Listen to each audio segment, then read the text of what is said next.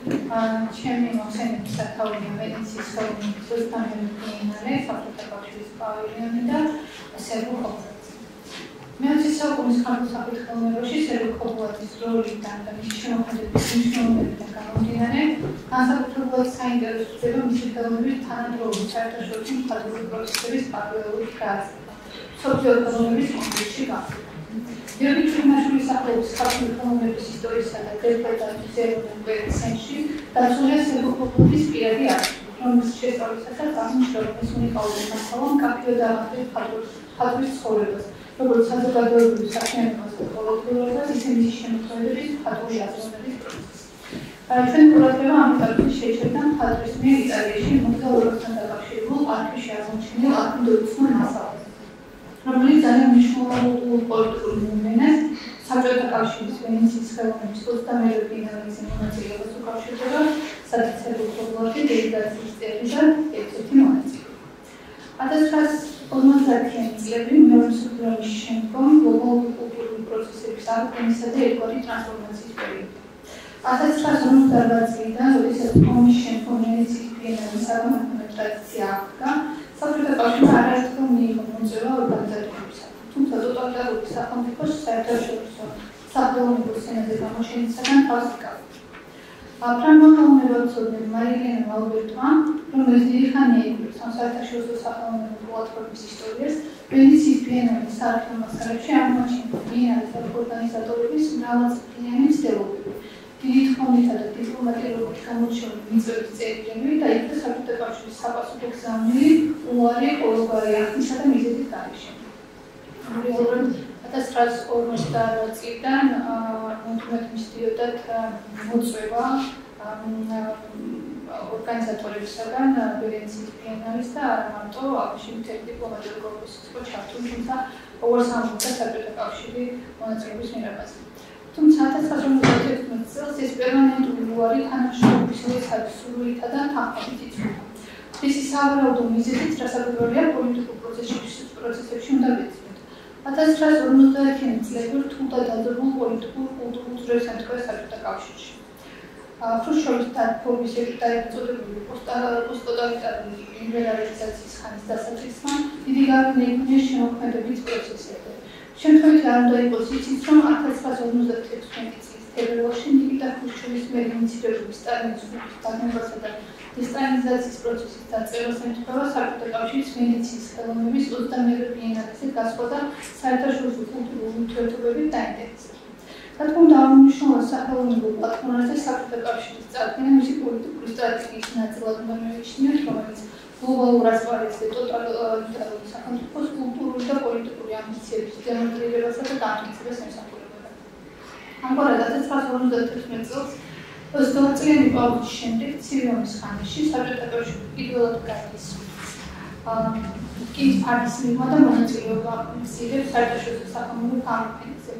საბჭოთა კავშირის დელეგაციაში სხვადასხვა თაობის, სხვადასხვა საბჭოთა რესპუბლიკის 76 მხატვართან ერთადერთი ქართველი წევრი სერბო-ხორვატია.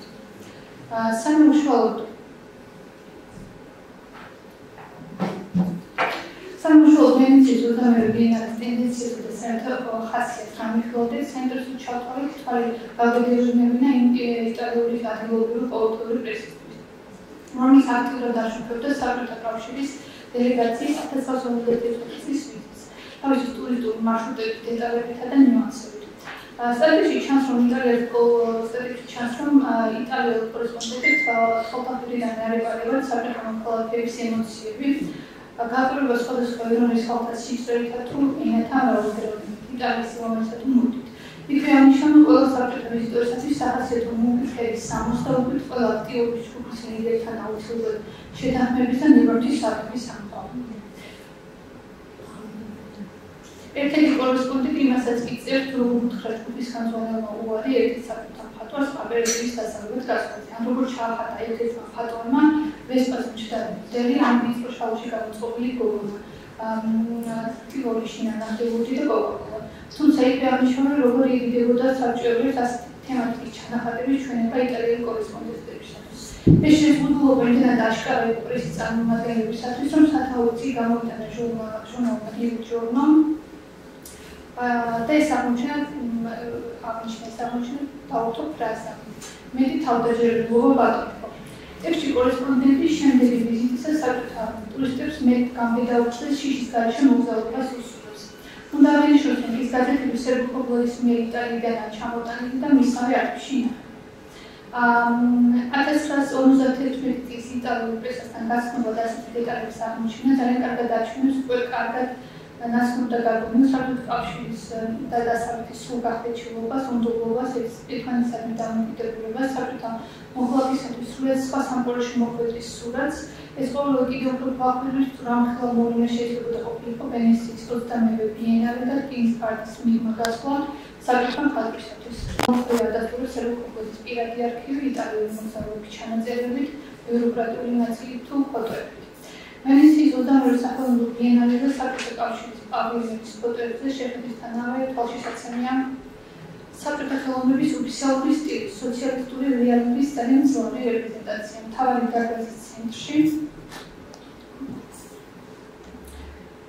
დარბაზის ცენტრში ლენინის ბიუსტი და ტიპური თემატიკით, სივრცეში სრულიად გაჭედილი შრომისა და სოფლის სცენების სამსახური უზარმაზარი სურათებით.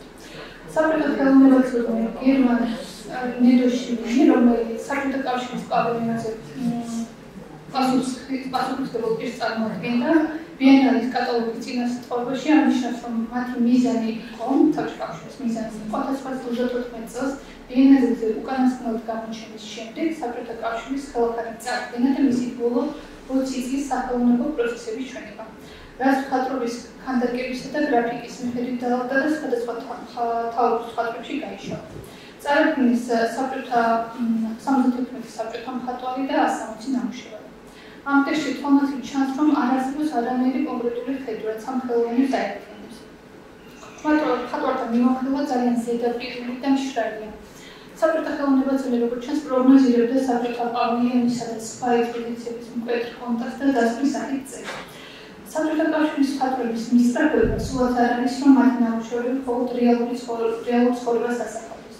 არამედ ის, რომ ფორმები, რომლშიც ხელოვნება ვლინდება, იყოს მარტივი და გასაგები.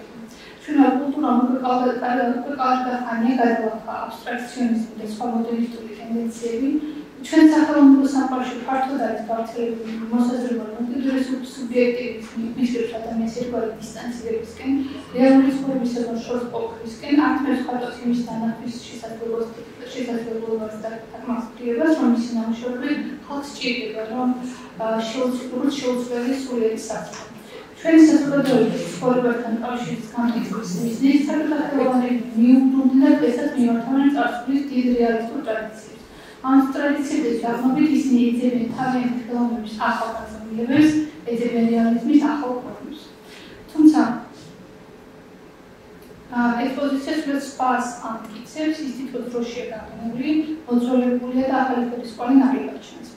არ იკითხება კურატორული მიდგომა და კონცეფციის არსებობა, რაც უკვე ფიქსირდება ბიენალეს მონაწილე სხვა ქვეყნების პავილიონების მაგალითად. თვალის გადავლითაც ჩანს, რომ ერთ-ერთი კრიტერიუმი, რითაც ხატულია არჩეული სოციალისტური რეალიზმის პრინციპებთან და ვიზუალურ ენასთან თანხმობაში მყოფობა. საბჭოთა პავილიონის ექსპოზიცია სულად ასახავს ხელოვნების იზოლაციის სურათს, დასავლური თანამედროვე ხელოვნებასთან სრულ კონფრონტაციას, ინფორმაციულ ვაკუუმს. ნამუშევრებს, რომელთაც არაფერი აქვს საერთო მათ თანამედროვე სამყაროსთან თავისი მოზოლებული აკადემიური სტილით, რეალობის ნაიური გაზრდით და კრიტიკულობის მიღმა დარჩენილობით. ეროვნულ მეცნიერებს დასაჭიროია გამოუჩინეთ ეს დროში აღსანიშნავობა და კრიტიკულად აფასებენ 1950 წლის საბჭოთა კავშირის პავილიონის საერთო ხასიათს. ხელოვნებაცნები აღნიშნავენ, რომ და სორბონის უნივერსიტეტი იკვლევს ამ საკითხს, ზოგადად ვენეციის ბიენალეს ისტორიის და საბჭოთა კავშირის. ხელოვნებაცნები აღნიშნავენ, რომ მონაწილე მხატვრები სელექცირებულია საბჭოთა ხელოვნების ოფიციალური სტილის, სოციალისტური რეალიზმის პრიზმიდან, რაც პარტიული პროპაგანდითაა დათვლილი. ერთი შეხედვისთანავე თვალშისაცემია საბჭოთა პავილიონის მკვეთრი კონტრასტი 21 ბიენალეს ზოგად ტენდენციებთან, სადაც სტილების მრავალფეროვნება, ფიგურაციული და ხელოვნების თანაარსებობა, ექსპერიმენტული ფორმების გაჩენა და რეალური სახელოვნების უძრების შეიმჩნევა. სხვა წამყვან პავილიონებში ეს არის დიაპაზონის პავილიონი. სხვა წამყვანი პავილიონებში განსაკუთრებული ყურადღება ეცემა ექსპოზიციის მიზანს, როდესაც არქიტექტურული წრეს საგამოქმედო სივრცის ორგანიზებაზე ფიქს და არა მარტო ნამუშევრებს, არამედ მთლიანობას, არქიტექტურის სივრცის მხატვრულ არქიტექტურულ გააზრებას ენიჭება მნიშვნელობა. მაშინ როცა სხვა პავილიონებში გამოფენები ალბერტო ჯაკომეტი, ჟაკ მილიონი, ემილ მოლდი, ამერიკელები, ჯექსონ პოლოკი, ფილიპ უსტონი, ფრანც კლარკი და სხვები, რასაკვირველია ეს კონტრაქტი არ გამოყავია 1956 წლის საერთაშორისო პრესას, რომელიც ინტერესით ელოდა საბჭოთა კავშირის პირველ გამოჩენას და არ მალავდა იმის გასრულებას იმ ხელოვნების ხილვით, რომელიც მათივე თქმით ყალბის პატრიოტიკით იყო დასაზღვრავებული და რკინის ფარდის მიღმა გაუწოდებულ დოგმატებზე საუბრობდა. საბჭოთა კავშირის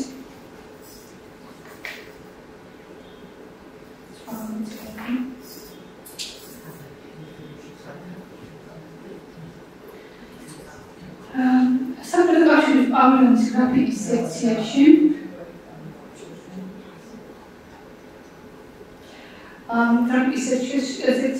რომელსაც რუს კლასიკოს წერათა ნაწარმოებების ილუსტრაციების კეთება აქცია.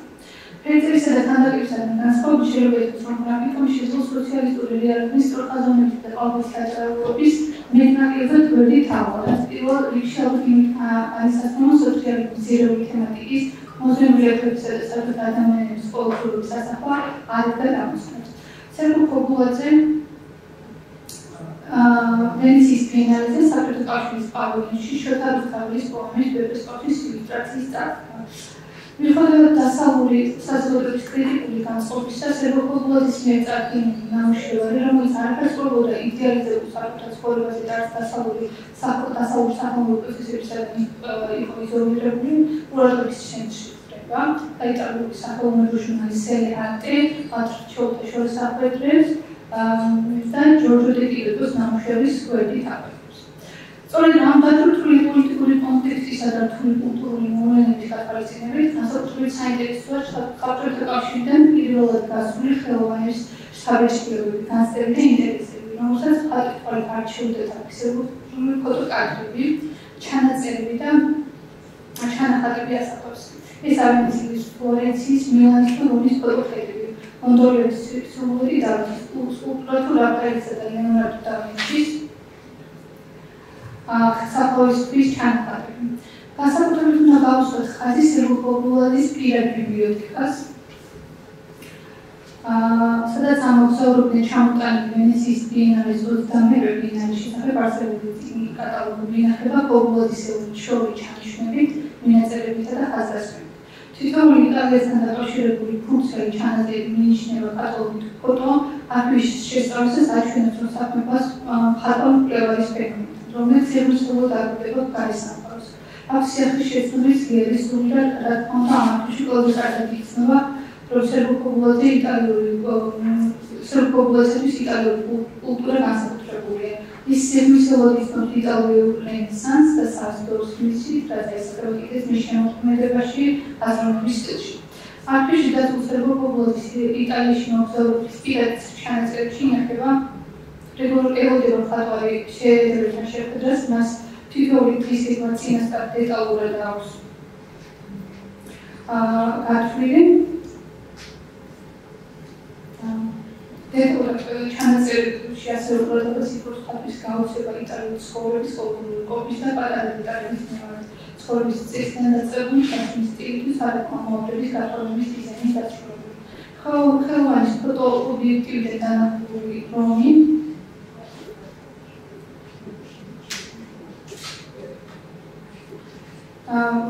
ფოტოობიექტივიდან დანახული რომი, ფლორენცია, ვენეცია, მილანი კი როგორც პროფესიული წრისთვის, ისე ფართო საზოგადოებისთვისაც კიდევ უფრო საყურადღებო საინტერესო ხდება. ფოტოგრაფიაში სერგო ქობულაძე ისე აზროვნებს და აღწერს, როგორც ამას გრაფიკაში აკეთებს. ფოტოკადრების აგება, რენესანსული არქიტექტურით დაჭერილი კომპოზიცია, ფორმების პლასტიკურობა, კადრირება, შავ-თეთრი ფოტოგრაფიის სარწყვის მთელი სისავსით გამოყენება. ესა სერგო ქობულაძის ზუსტი და მახვილი თვალის ნაყოფი, მხატვრული ხდება ფოტოგრაფიის ენი. ეს ფოტოები არ არის ტურიკის მიერ არჩეული და გადადებული კადრები. ეს ღრმად დამკვირვებელი თვალია, რომელიც მთელი გრძნობაობის წლს გარესამყაროს დატევას თავისი პუნქტუმებითა და სლავის სასიცოცხლო ნიშნები. კიდევ ერთი საინტერესო თუმცა კონტრასტული მხარე არქივის ბიუროკრატიული ნაწილია, რომელიც იტალიაში გამგზავრებისათვის საჭირო უამრავ მიმოწერას, რეკომენდაციას და ახასიათებას იღებს. ეს მხარე პანორამისეულად მიშვის თუ როგორ მუშაობდა სისტემა, საბჭოთა ბიუროკრატიული მანქანა. ამ დოკუმენტებთან გასწავლად წინათ დაშიშვლებს საბჭოთა მოქალაქისათვის სკის პარტიზანმა გაღწევის სირთულეს თითქმის დაუსრულებელ პროცესს და ამავდროულად კიდევ ერთხელ გავხსენებს რამდენად გადაუჭარბებულ ფასეებულ გამარჯვებას ევროპულიზაციის ვენეციის 21 ბიენალე როგორც უდიდესი კულტურული მოვლენა მის შემქმნელი ცხოვრებაში. ამგვარად ევროპულიზაციის არქივის შესწავლა ძალიან მნიშვნელოვანია ამდე ქართული საბჭოთა ხელოვნებისათვის უცნობი კულტურულ მოვლენასთან ვენეციის ხელოვნების 21 ბიენალესთან მიტოვანად, რომელიც თავის თავში მრავალაშენებულ და რთულ კულტურულ, პოლიტიკურ თუ ისტორიულ კონტექსტს იკეთებს. Perspectivas padestea desarrollarea problema sacerdotes. Mas cada evento în centrul populației simple de la localul de la Osnom am fost de mobilizație în afara strați, ce este minunare profesională.